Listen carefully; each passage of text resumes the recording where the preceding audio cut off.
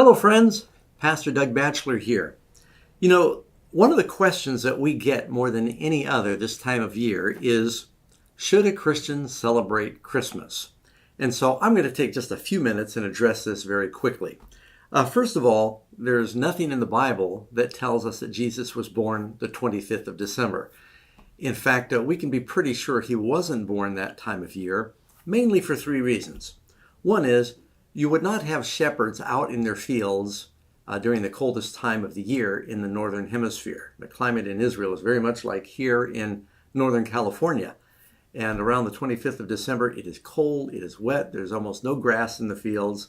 And so that's one thing. Another thing is the Caesar would not have issued a tax requiring people to travel the coldest and darkest time of the year to their place of origin so that they could be registered and ultimately pay more taxes. They usually do that when there was crops in the fields. It just was a lot more practical. So it's very unlikely that Caesar Augustus would issue that tax during that time.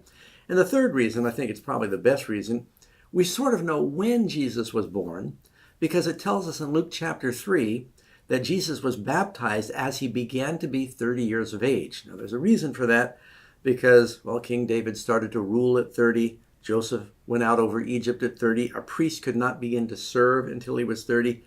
Christ began his ministry around his 30th birthday, and he was baptized. Now, we don't know what that date was, but we do know how long he ministered, and we do know when he died. Jesus died in the spring during the Passover, 3.5 years later. So if you simply count back 3.5 years from when he died, and you know he died in the spring, he was probably born in the fall. So where did December 25th come from? It's pretty clear that it wasn't from the birth of Jesus.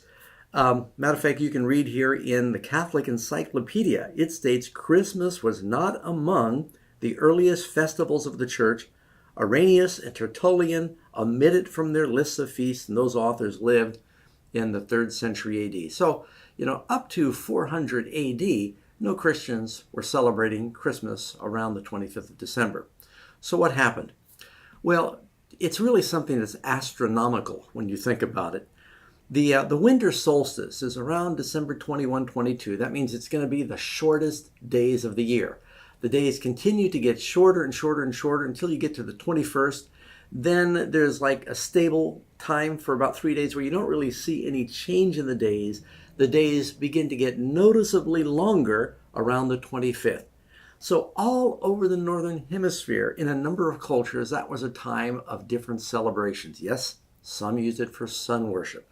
Some did it because it was time of agriculture. Some celebrated because the days started getting longer again, and they just glad that it wasn't going to be getting darker, it was going to be getting brighter. And so even in the Americas, among the Indians in the Northern Hemispheres, everybody noticed the days started getting longer around the 25th of December. So when the church started trying to pick a date to celebrate Christ's birthday, they thought, well, this will be a good time. And we can exploit the fact that many of the pagan nations are taking that time off. You can even look among some of the many festivals. For instance, the Romans had Saturnalia, and the Scandinavians had the Yule. The legends abound about some of the ancient deities that were born on the 25th of December. You got Krishna, Vishnu, Mithra, which is Mithras, Horus, Hercules, Bacchus, Tammuz, Indra, Buddha, just all over the Northern Hemisphere, as I said. So they picked this time because they thought it would be the best time when they could try to evangelize some of the pagans that were in the kingdom. Now, I don't think that's the best reason to pick a date.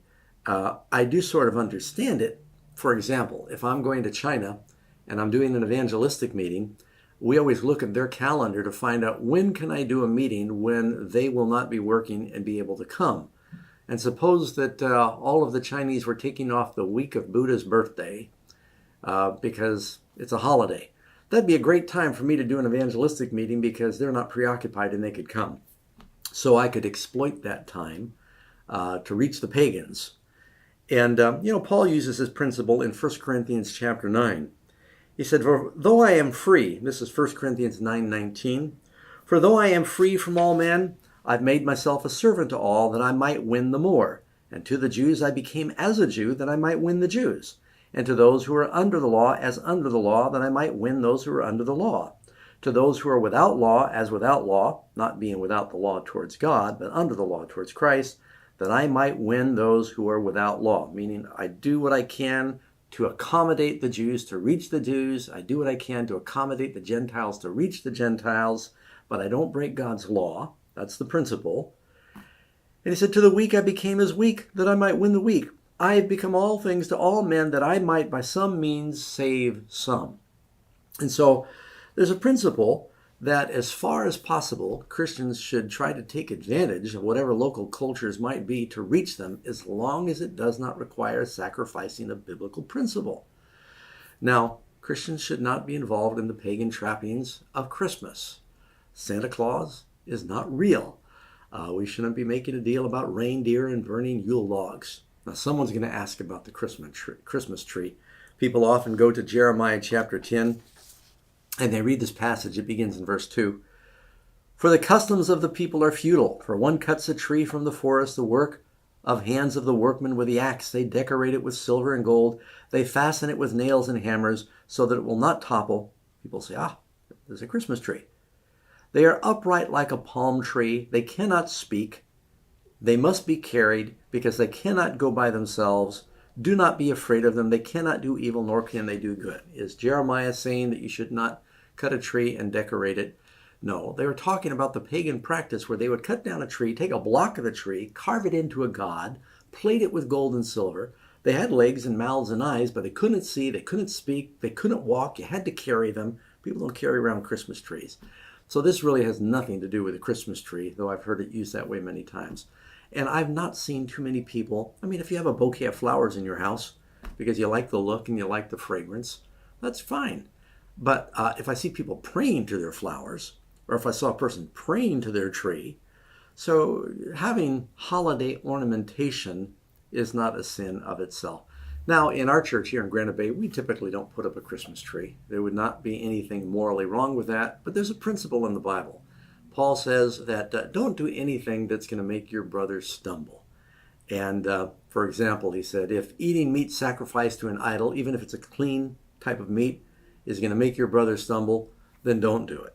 And of course, I'm a vegetarian, but it's a principle that you don't want to do anything. And so, yeah, we certainly don't need Christmas trees. And if some people think that it's connected with idolatry, then don't do it. So when it comes to should a Christian celebrate Christmas, obviously we should stay away from the things that are pagan. But if the world is talking about the birth of Christ, and if the birth of Christ and the incarnation is a biblical subject, if there is a good time for us to expand on that, to enhance that teaching, by all means, do it then. Thanksgiving is a great time of year for Christians to enhance the biblical teaching, to focus on, to expand on the biblical teaching of gratitude and praise. And so if the world is all focusing during this time of year on the first coming of Jesus, what a great opportunity for us to talk about the first coming of Jesus and point them to the second coming of Jesus. It says, for instance, in Romans chapter 14, this is not obligatory. Paul says in verse 5, one person esteems or regards one day above another, another esteems every day alike. Let each one be fully convinced in his own mind. He that observes the day, he observes it to the Lord. Don't do it to Santa Claus. And he who does not observe the day, to the Lord he does not observe it. There's no requirement to remember these days. Now, keep in mind, the word pagan isn't always sinful. Pagan simply means it's a cultural thing. There's a lot of cultural things we do that did not come from the Bible that are not necessarily sinful. But if there's a pagan practice that conflicts with a biblical principle, then you should stay away from that. And so, anyway, well, with that background, friends, I hope it helps a little bit. And you just pray, and, anything that's not of faith, don't do it. But if in faith, if you can take advantage of this time of year to be a witness to your neighbors, to share gifts, to focus on the first coming of Christ and the incarnation and bring glory to God, by all means, be all things to all men that you might reach more for Christ. God bless you. Hope that's helpful. And keep amazing facts in your prayers during this time of year.